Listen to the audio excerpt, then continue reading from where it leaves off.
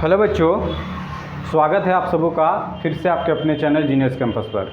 हम लोग बात कर रहे थे क्लास 11 एक्सरसाइज 1.2 चैप्टर नंबर पहला यानी कि सेट। तो सेट का 1.2 हम लोग देख रहे थे, जिसमें से 3 नंबर तक हम लोग देख चुके हैं। आज बारी है चौथे नंबर का। तो चलिए देखते हैं क्या है हमारा चौथा नंबर सवाल।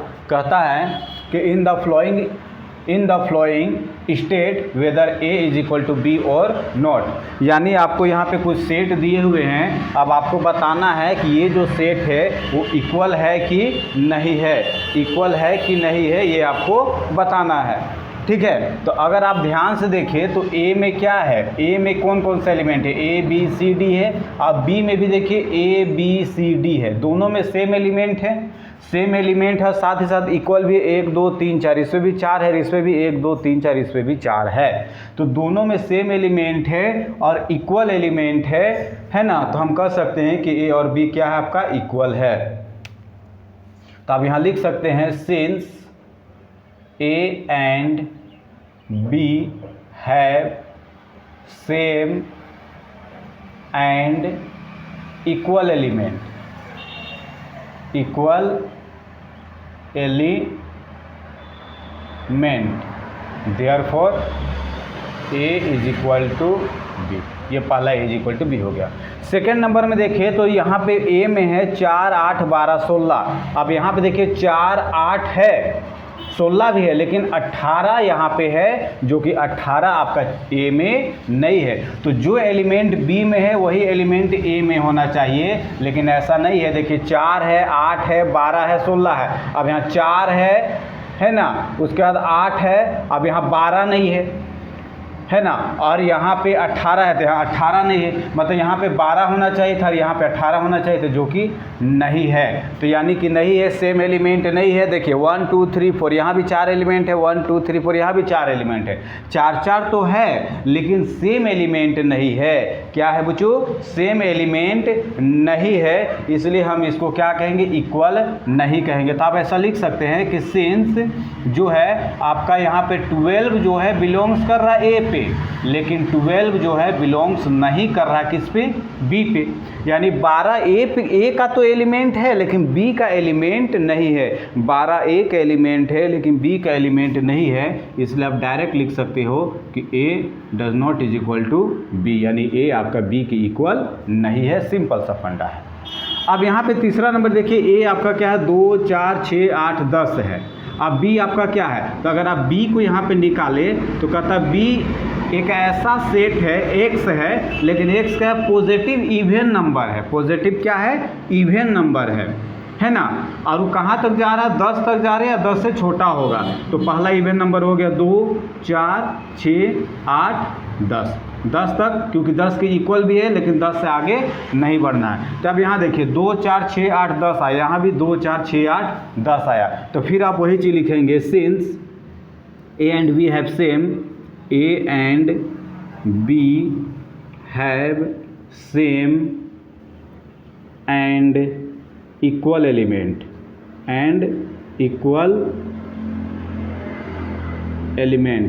Therefore A is equal to B. Simple सा हो गया। ठीक है।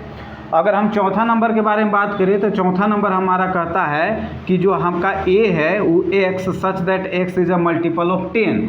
यानी x क्या है, यहाँ पे जो सेट a है, तो a के अंदर ये मल्टीपल ऑफ 10, यानी 10 का मल्टीपल, यानी 10 20 30 40 50। अब ये कहाँ तक जाएगा कोई पता नहीं है, कहाँ तक जाएगा कोई पता ही नहीं है। लेकिन b का जो है 10 15 20 25 30 है, 10 15 20 25 30 है। सबसे पहला चीज़ तो जो एलिमेंट a में है, क्या वो एलिमेंट b में है। तो देखिए यहाँ 10 है सर, यहाँ 10 है, यहाँ 20 है, यहाँ 20 है सर, यहाँ 30 है, यहाँ 30 है सर। ठीक है, लेकिन जो एलिमेंट बी में है, क्या वो ए में है, बी में है सर आपका 15, ए में कहीं 15 दिख रहा है, बी में है सर 25, ए में कहीं 25 दिख रहा है, नहीं है सर। तो आप यहाँ सीधा सीधी लिख दीजिए सिंस, आप यहाँ सीधा सीधी लिख दीजिए सिंस जो आपका 15 है, वो आपका 15 जो है वो बिलोंग्स कर रहा है बी पे तो है, लेकिन ये 15 ए पे नहीं है। 15 ए पे नहीं है। इसका मतलब ये हुआ सर कि A does not equal to B, A does not equal to B. चलिए जल्दी से इसको नोट कीजिए, जल्दी से इसको नोट कीजिए। हम लोग 5वां नंबर देखते हैं।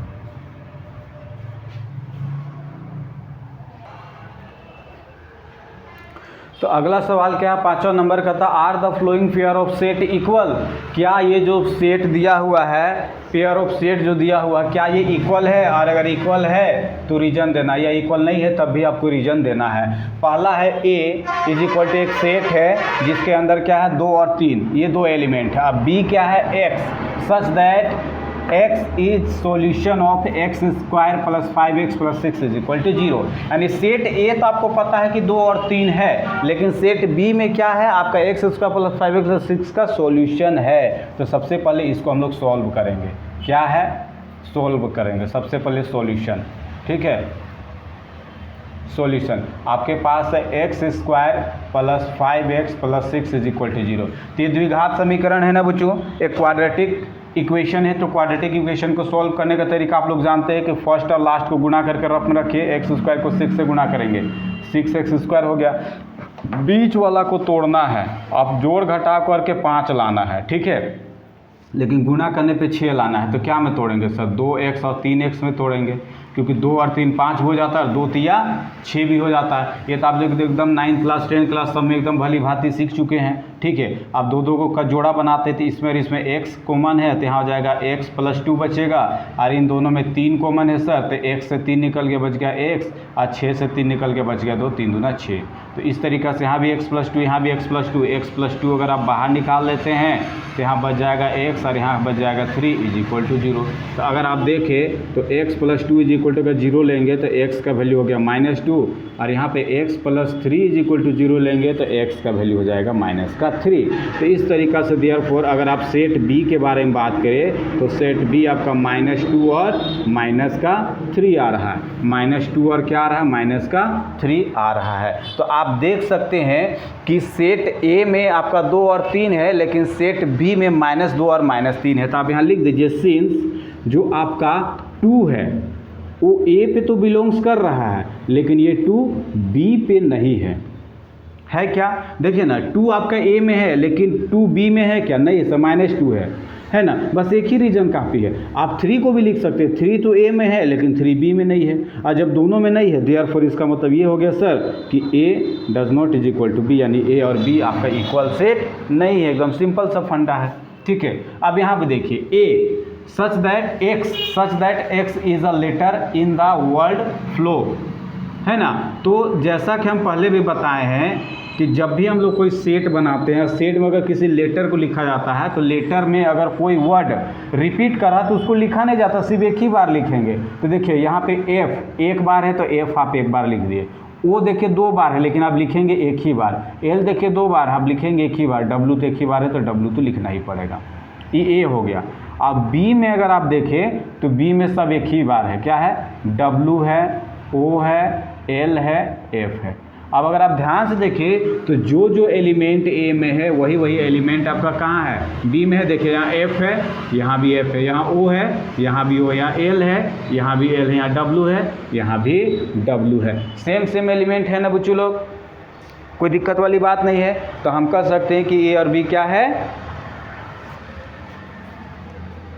तो आप लिख सकते हैं since A and B have same and equal element, same and equal element, therefore आप कह सकते हैं कि A और B बराबर है। आंसर A और B बराबर है आंसर। जल्दी से स्क्रीनशॉट लीजिए।